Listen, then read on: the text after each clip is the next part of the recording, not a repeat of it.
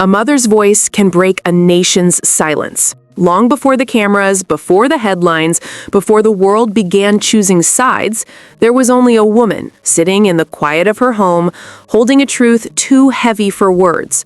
I am that mother, and today, I can no longer stay silent.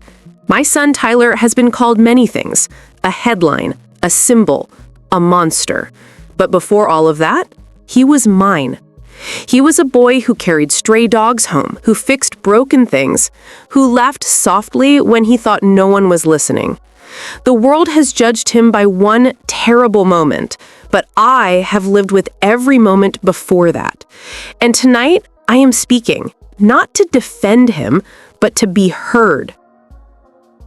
Hey everyone, I'm Agent Tim. What you're about to hear is a story that shakes the meaning of justice itself.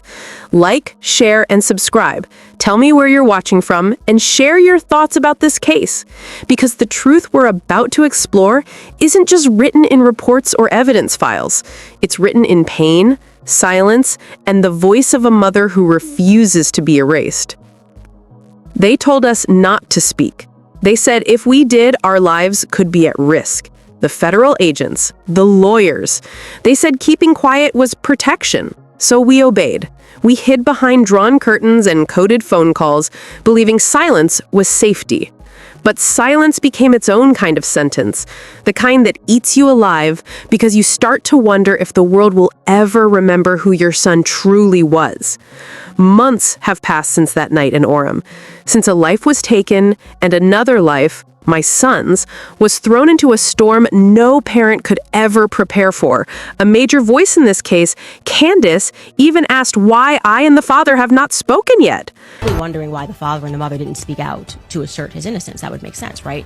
Why don't you come right out and dispute everything immediately? Well, interestingly enough, I'm told that it's because the feds told them that if they spoke out, their lives could be at risk. Like they needed to keep things private, and they convinced the family to go into witness protection. Every news station had the same story. Tyler Robinson, guilty. They never saw the quiet boy who used to sit at our kitchen table, the one who spent hours coding and sketching out ideas for a better future. The boy who believed kindness still had a place in this world.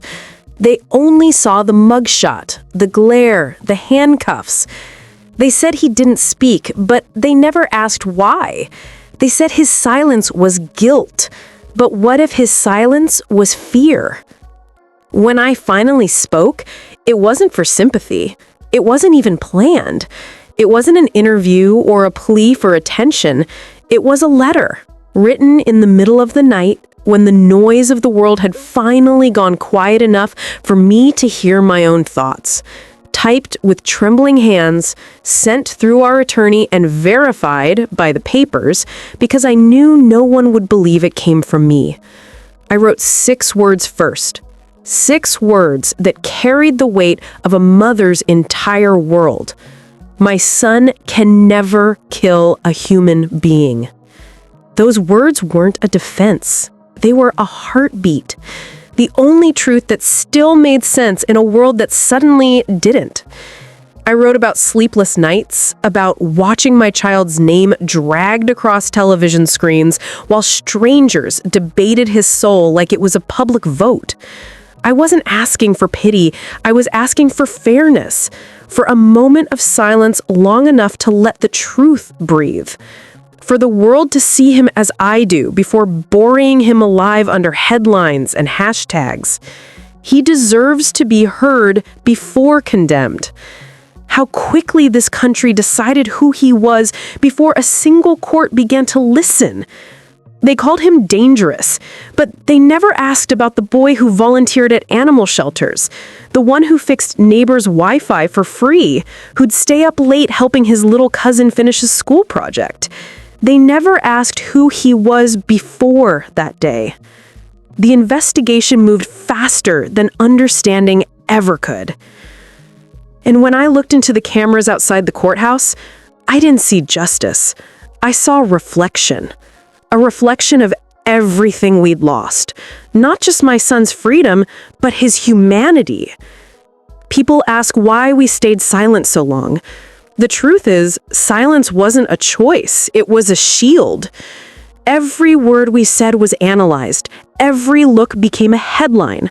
Our phones rang constantly, but we stopped answering. Friends disappeared. Neighbors turned their backs. Even church pews felt colder. We became ghosts in our own home. It wasn't guilt that silenced us. It was survival. Every time I walked into that courtroom, I sat in the back, away from the flashes, far from the whispers. I'd watch my son from behind a column, holding my breath as if the air itself could betray us. And every time, I'd leave with my heart breaking all over again. Silence became the only thing that felt safe. But silence doesn't protect you forever. It only delays the pain. When I finally said, "Let him speak for himself," it wasn't courage. It was desperation. Because before the tragedy, there was a family, ordinary, private, peaceful. And after it, there was only noise, judgment, and the long echo of a mother who refuses to stop believing in her child. The case still stands. Tyler Robinson, 22 years old, charged with aggravated murder. The prosecution calls it deliberate, political, calculated. They say it's the most serious charge in Utah's history. And every day, I sit there in that courtroom, listening to words that sound colder than they should. Intent, evidence, DNA, footage. They say they found his DNA on a towel that wrapped the weapon. They say his phone had messages calling the event an opportunity. They show footage of a car they think is his, circling a parking lot before the shooting. They call it a test run. They call it proof. But to me, those are fragments, pieces that tell a story without its heart. His lawyers argue the evidence is circumstantial. They remind the jury that DNA can transfer, that messages can be twisted, that cameras can see but never truly understand. Being near a tragedy doesn't make you the cause of it. And yet, the public already decided. They don't need a verdict. They've seen enough on TV. As a mother, I've learned that this world no longer waits for truth. It builds its own. And when you try to speak, it tells you to stay quiet. But justice cannot exist without empathy, and truth cannot survive without patience. When my letter was finally published, the world reacted instantly. Within hours, it was trending, dissected on talk shows, posted and reposted online, picked apart by people who'd never met me, never met him. Some called me a delusional mother blinded by love. Others said I was desperate. But a few, just a few, understood. They saw that I wasn't asking anyone to forgive. I was asking them to listen. My words were never meant to erase another family's pain. The Kirks lost their son, and that grief deserves reverence. Nothing I say will ever bring Charlie back. I said it then, and I'll say it now. This is not about rewriting tragedy. It's about refusing to let one tragedy erase another person's humanity. The internet turned my pain into a conversation I never asked for.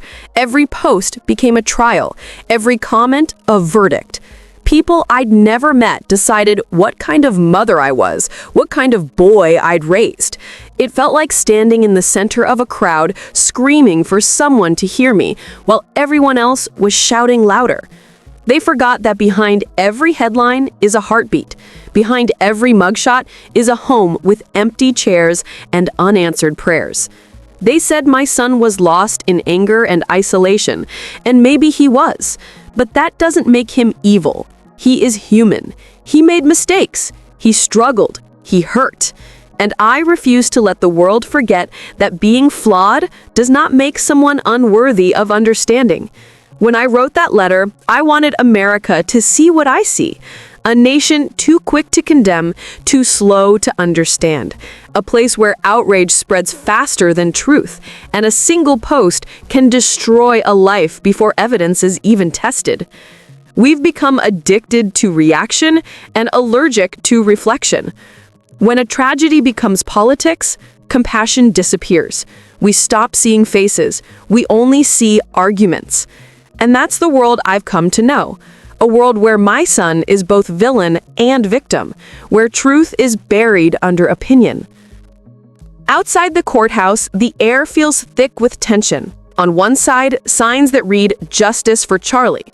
On the other, a few people holding photos of my son, begging the crowd to look twice before they judge.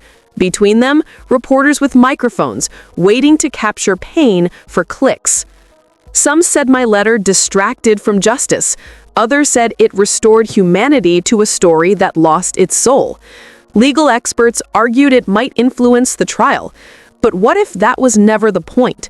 What if all I ever wanted was for people to remember that justice isn't just about punishment, it's about people? Two families, one grieving a son who will never come home, another praying for a son who may never walk free again. Between them, a nation divided by outrage, bound by grief, and desperate for truth.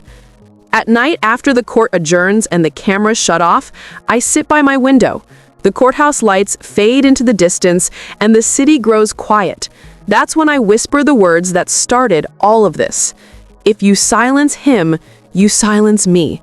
Because the hardest thing in this world isn't the verdict, it's being silenced before being heard. This isn't about innocence or guilt anymore. It's about truth. About who defines it, who controls it, and who gets to speak it. I've learned that sometimes justice doesn't begin with the law. It begins when one voice, even a trembling one, refuses to stay quiet. So tonight, as I close my eyes and think of all the people watching this story unfold, the families, the jurors, the strangers online, I remind myself that the truth doesn't need to shout. It just needs someone brave enough to speak it. If you believe every story deserves to be heard, if you believe in truth, compassion, and real justice, don't scroll away. Take a moment. Let this sink in, because your attention has power. Like this video, share it, subscribe. Tell me where you're watching from. Tell me what you believe about this case, because your voice matters more than you think. Together, maybe we can make the world listen again. This is Agent Tim, and this is only the beginning.